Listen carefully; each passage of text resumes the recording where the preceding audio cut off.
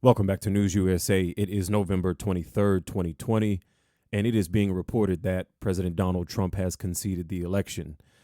Several media outlets out there are reporting that he has conceded, but in what I read, it doesn't appear that he has. What I have read is that he has allowed the administration to authorize the Biden transition. He has not formally conceded. We're looking at NBC News here, and the headline reads, Trump administration officially authorizes Biden transition. That's the one that I would go with. Let's jump over here and take a look at what President Trump actually said. Look here, we see, I want to thank Emily Murphy at GSA for her steadfast dedication and loyalty to our country. She has been harassed, threatened, and abused, and I do not want to see this happen to her, her family, or employees of GSA. Our case strongly continues. We will keep up the good fight, and I believe we will prevail. Nevertheless, in the best interest of our country, I am recommending that Emily and her team do what needs to be done with regard to initial protocols and have told my team to do the same. So, like I was saying, he hasn't formally conceded, but he has gone ahead and said that they should go ahead and move on with the transition. I don't believe that he will concede. It is possible, but my prediction is that he will not. What this is going to do is free up, I think it's over $7 million in funds to help the transition to begin and to help the Biden team do or have the funds that they need to get their cabinet and everything in place and get ready to take over in January. Now, this comes on the heels of Michigan. They have certified Biden's win. I think that was something that pushed this over the top.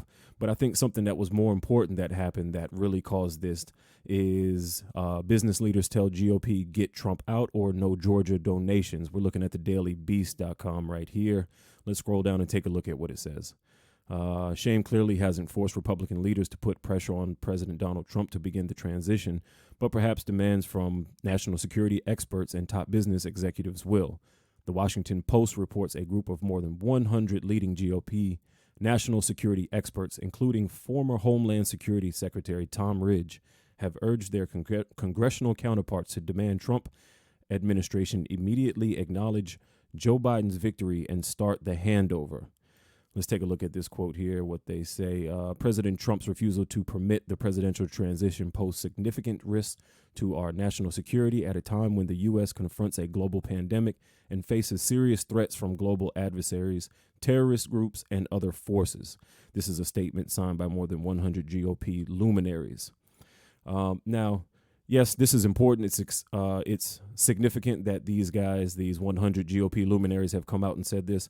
But I think what's more significant and what may have pushed things over the top is this here. Also on Monday, more than 100 top business leaders are issuing a letter demanding the same from the Trump administration. According to the New York Times, if a concession from Trump doesn't happen, the executives may threaten to withhold campaign donations from the two Republican candidates in Georgia whose runoffs will determine the Senate's balance of power.